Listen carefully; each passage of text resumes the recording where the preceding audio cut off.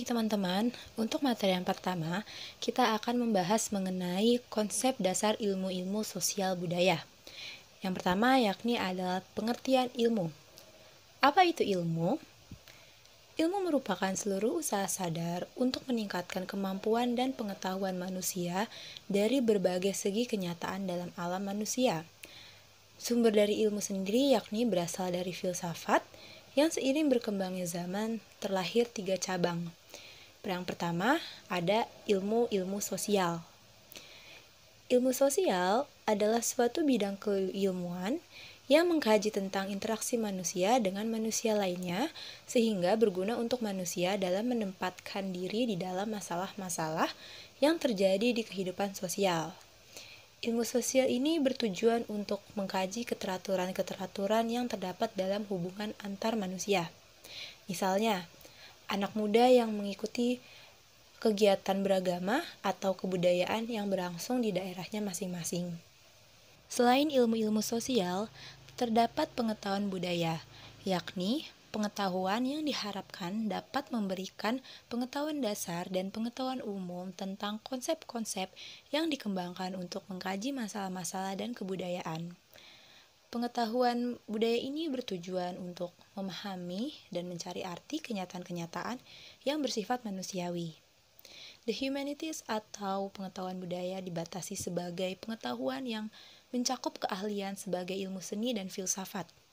Keahlian itu sendiri dibagi menjadi seni tari, seni musik, seni rupa, dan lain-lain. Berikut adalah fungsi kebudayaan. Yang pertama, kebudayaan berfungsi untuk memberi arah dan pola bagi tindakan manusia. Yang kedua, menentukan tujuan kultural tujuan manusia. Sebagai pengintegrasi manusia ke dalam kelompok, menentukan batasan untuk apa yang baik dan apa yang harus dilakukan serta apa yang jelek dan apa yang harus ditinggalkan. Dan yang terakhir, fungsi kebudayaan yakni sebagai jalan untuk mengatasi persoalan hidup manusia. Yang terakhir yakni ilmu-ilmu alamiah atau yang biasa kita sebut dengan natural science. Ilmu-ilmu alamiah bertujuan mengetahui keteraturan-keteraturan yang terdapat dalam alam semesta. Untuk mengkaji hal tersebut, diperlukannya metode ilmiah dengan hukum yang berlaku mengenai keteraturan-keteraturan untuk dianalisis sehingga dapat menentukan suatu kuantitas dan kualitas.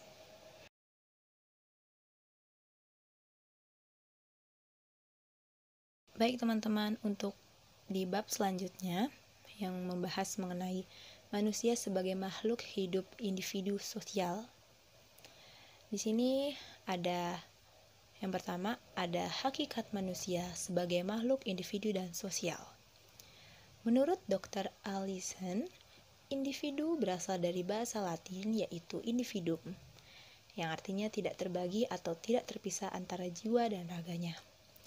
Makhluk individu di sini bermakna bahwa manusia mempunyai ciri khas ataupun kepribadiannya masing-masing, sehingga dapat disimpulkan bahwa tidak ada manusia yang sama satu sama lain.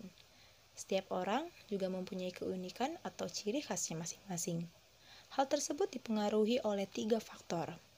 Faktor yang pertama, yakni oleh individu itu sendiri. Faktor yang kedua, oleh lingkungan. Dan faktor yang ketiga, oleh keduanya. Selanjutnya kita akan membahas mengenai peran manusia sebagai makhluk individu dan sosial. Sebagai makhluk individu, manusia memiliki harkat dan martabat yang mempunyai hak-hak dasar.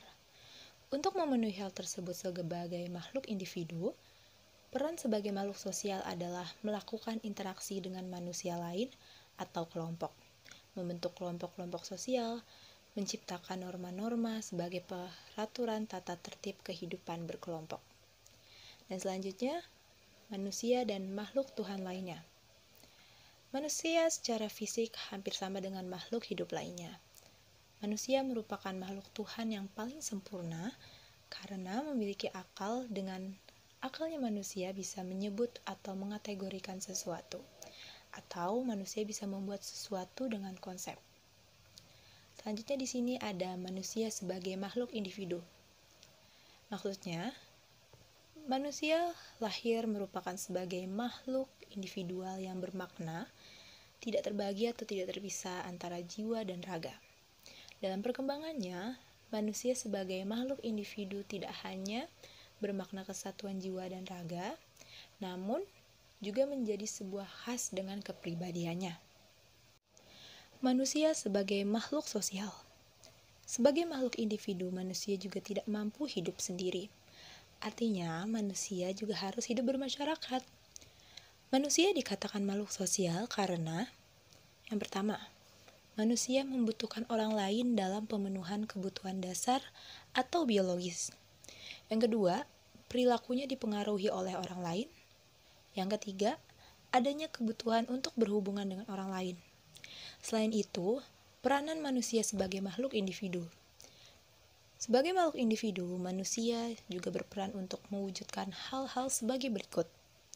Yang pertama, menjaga dan mempertahankan harkat dan martabatnya. Yang kedua, mengupaya terpenuhinya hak-hak dasarnya sebagai manusia. Yang ketiga, merealisasikan segenap potensi diri baik dari sisi jasmani maupun rohani. Dan yang terakhir, memenuhi kebutuhan dan kepentingan diri demi kesejahteraan hidupnya. Baik teman-teman, untuk yang terakhir kita memasuki peranan manusia sebagai makhluk sosial. Manusia sebagai makhluk sosial memiliki implikasi-implikasi sebagai berikut. Yang pertama, kesadaran akan ketidakberdayaan bila manusia seorang diri.